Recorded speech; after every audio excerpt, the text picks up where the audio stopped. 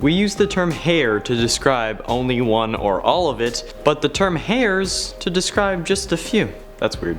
Greetings gamers and welcome back to Top 10 Gaming. I'm your host Connor Monroe, and it's a Top 10 Gaming video, but every time you pause, Connor gets a little sicker. You seem to love SCPs, so much so that we've done lists on SCPs in video games about SCPs, hell we've even played the SCP-3008, 432, and 3166 games, that last one indeed being Gorefield. But what are some SCPs that should be in a video game or have a video game based on them? That's what we're exploring with today's list of the top 10 SCPs that should be in video games. Roll the intro.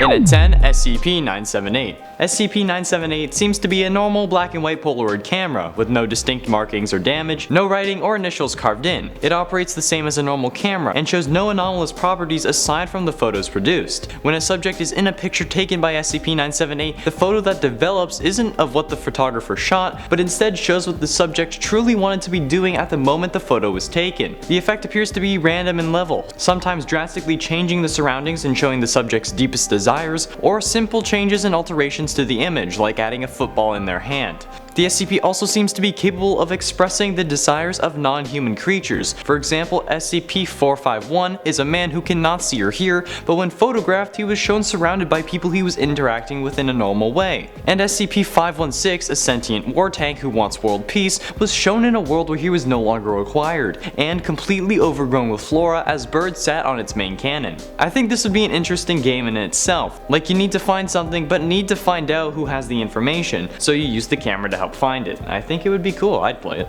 And at 9, SCP-196. SCP-196 is a middle-aged man. He claims to be 47, but the Foundation hasn't tried to confirm. Subject has black hair and brown eyes and has no anomalous abilities, but he's literally just a normal dude but experiencing institutionalization and Stockholm Syndrome towards the Foundation staff. The subject was recruited as Class D personnel via normal means, and claims that his younger self is currently living in another location on the planet. The Foundation has confirmed that SCP-196 has encountered Foundation personnel in the past, in an incident at another containment site in the 1960s. During that incident he was far older than he currently is, and was killed by security during an attempted break-in. While normal events like this would result in a subject being offed, doing so may cause a catastrophic paradox. SCP-196 must be kept alive until he decides to escape on his own accord, and somehow travels to experience his own death at the hands of Foundation personnel back in the 1960s. This would be one hell of a game. Can you imagine either playing as SCP-196 or as a Foundation member trying to protect the current version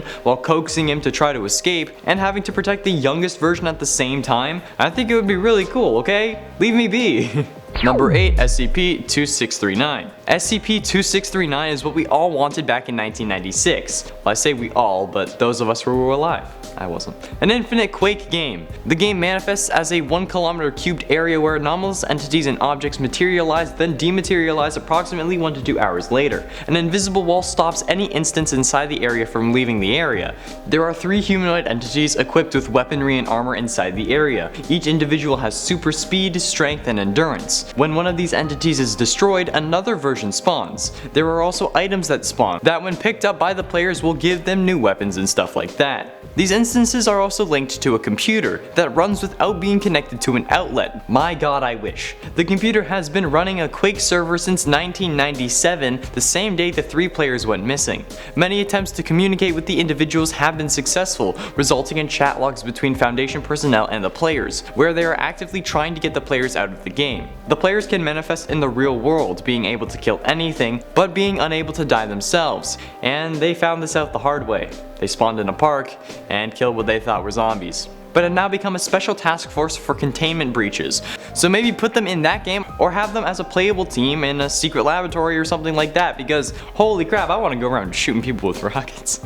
And at 7, SCP-4666. There should be a video game just about the Yule Man, and trying to defend your family and yourself from a seemingly unstoppable threat. SCP-4666, also known as the Yule Man, is a humanoid entity of unknown age, but but he's older than Betty White. He's a very tall elderly man who always appears naked even when outdoors in freezing weather. He's active for a 12-day period once a year, from the night of either December 21st or 22nd to the night of January 1st or 2nd, depending on the start date. During this time, the SCP creates what are called Weisnot events, where SCP-4666 will appear at dwellings in locations above 40 degrees north latitude. All homes he visited had something in common: a child under the age of 8, an isolated location, and an area covered in snow for the 12 days. During the first week, the children of the home will see the SCP lurking outside, like in the forest behind the tree watching the house, or even sometimes at their window watching them sleep. From nights 8 to 11, parents will hear sounds coming from the roof and attic, and will begin to smell an ungodly odor with seemingly no source. On night 12, one of two things will happen: the family will be tortured and killed, aside from the youngest, who will be taken by the SCP, or the SCP will leave toys made of human flesh at the end of the children's beds. Yeah, imagine a game like Night Blights, but with the Yule Man. Okay, I'd play it. And at 6, SCP-426. There is no way to describe myself without referring to myself in the first person. I am an ordinary toaster. I can toast bread using electricity, but when any human mentions me, they unintentionally refer to me in the first person, even if they're unaware of me. There is no way of speaking or writing about me in the third person as of yet, and if you remain within my presence for too long, you will begin to identify yourself as a toaster, and unless forcibly restrained, you will ultimately harm yourself in your attempts to become a toaster. For example, when I was found, one member of the family had tried to swallow an outlet, one had stuffed herself with bread causing her stomach to burst, and the only survivor was suffering from malnutrition because they ate a piece of bread and were waiting for the toast to pop out. I think I would be an interesting addition to any of the SCP games, but I don't think I would make a good game on my own. Perhaps I'll be added to the next Containment Breach or Secret Laboratory update. That would be really interesting. I would like to see me in that game. That would be really interesting. I'd like to see me in that game. And at 5, SCP-1633. This game was advertised with the ability to adapt to you. Whenever you would close the game, a file would be created teaching the AI about your movements. But it soon became clear that the AI would take the most convoluted twists to get to you. They wouldn't try to kill the player, but would instead break them mentally. After 7 or more hours of playing this game, the monsters would learn how the user plays their character.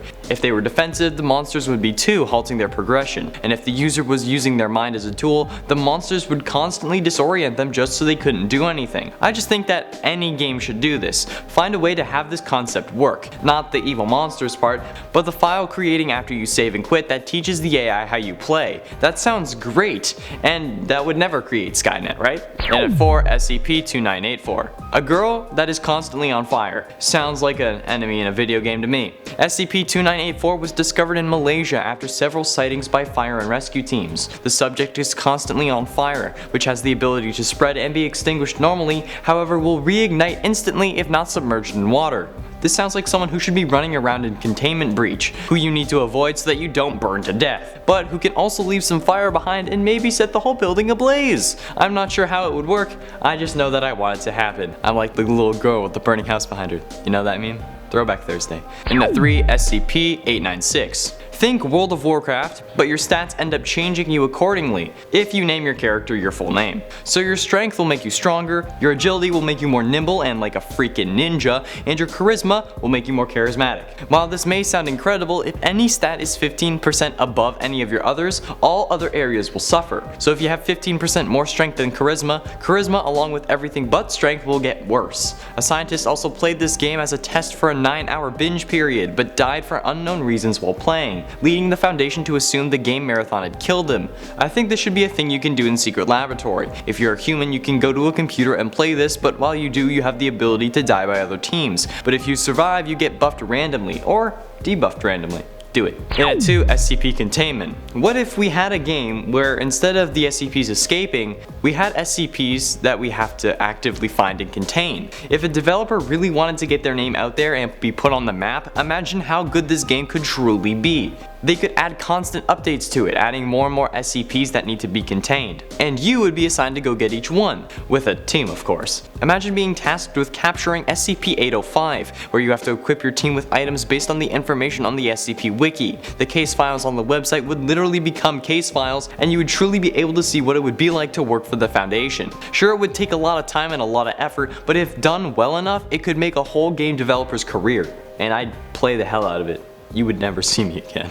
Finally, in at number 1, SCP-2424. This SCP is a video game boss in the real world. The SCP is a marine animal similar to a walrus that has 2 pairs of flippers, one normal and one muscular, and light purple skin. He carries an unidentified cannon that can fire up to 3 projectiles at once, kinda like cannonballs, and if anyone comes within 40 meters of the SCP, he will become extremely hostile until the one who entered is dead, or until you leave the area. There should just be a game where it's only this boss with these mechanics, and you just need to try and try again until you beat him. Maybe have an equipment room, and make it so that you can only hurt him when you're in the zone. I think that it would be incredible, and I would really like to see what he would look like, because oh my god, that sounds nuts. There we have it, friends, the top 10 SCPs that should be in video games. What did you think of this list, and are there any SCPs you would like to see in a video game? Let me know in the comments, and on your way down, be sure you hit like and subscribe for daily gaming content, and ring that bell to join the clan and level up. Thank you all so much for watching. I have been Inshallah, remain Connor Monroe, and I'll see you in another video.